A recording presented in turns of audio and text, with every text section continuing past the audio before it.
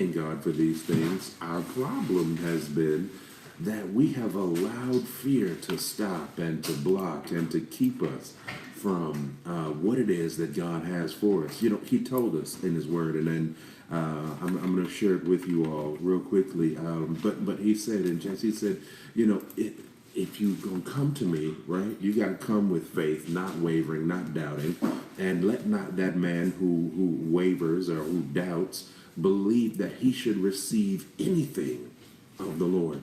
And God has been trying to bless some of his people. He's been trying to get some things into the hands of his people, but we for far too long have allowed fear rather to cripple us and to block us and to stop us and to keep us from what God has for us.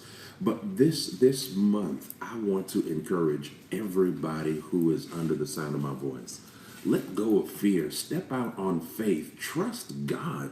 Know that God, right, has great things in store for you. But you have to let go of your fear. Fear and faith don't work. Fear and faith don't produce. But when you can walk in faith, again, I'm going to read this for you. This is James chapter 1. Let's read verse number 5. It says, if any of you lacks wisdom, let him ask of God, who gives liberally, right, and gives to all without reproach, and it will be given to him. But let him ask in faith with no doubting. For he who doubts is like a wave of the sea, driven and tossed by the wind. For let not that man suppose that he will receive anything from the Lord. I want to encourage you as I close this thing out on today. You've got to let go of fear. Yeah, I know all the things that could go wrong. I know all the ways that it could mess up. I know your mind just runs through all those different scenarios, all those different things. That is a trick and a tactic of the enemy. That is the enemy trying to block you and stop you from what God has. See, the enemy knows if he can get our mind, right? If he can get our mind, we'll outthink ourselves from a blessing from God. We'll outthink ourselves from the things that God has in store for us. But if we could get to a place where we say, all right, I'm not going to overthink this thing no more.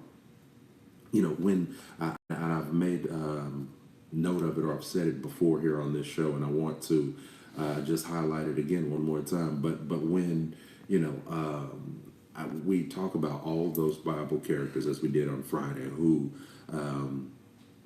were cool and calm under pressure, right? The one thing that they all had in common is that they were stepping out on faith. When Abram stepped out and he left from his kindred folks, he was stepping out on faith. Yeah, he could have outthought that thing. And again, I thank God. I said it on Friday.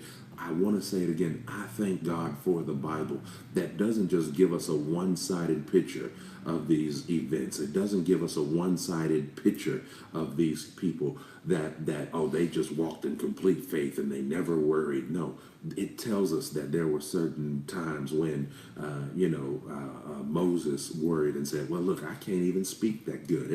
There were times when different characters had their moments where they showed us that they thought about some stuff. You know, they tried to overthink it.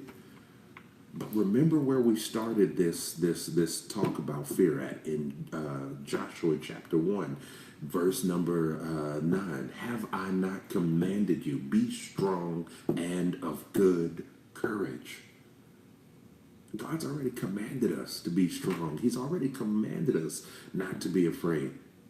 So don't allow fear to stop you and to block you and to keep you from all that God has for you, all right? All right, this year, this month, just every time that fear rises up, take dominion, take control, take power over that thing. I know I keep playing this song, but I'm going to play this song until I know that somebody's got it in their spirit. And it's by Jason Nelson, all right? And it's simply entitled Dominion. because I need somebody to know and understand you have power and dominion over that fear. That's why the Bible tells us that God did not give us the spirit of fear, but of love and of power and a sound mind. The enemy is going to try to mess with your mind. The enemy is going to try to make you think yourself out of this thing, but you've got a sound mind. The mind and the vision that God gave you is sound and solid. You've got to just work the plan and the vision the way God showed it to you, all right?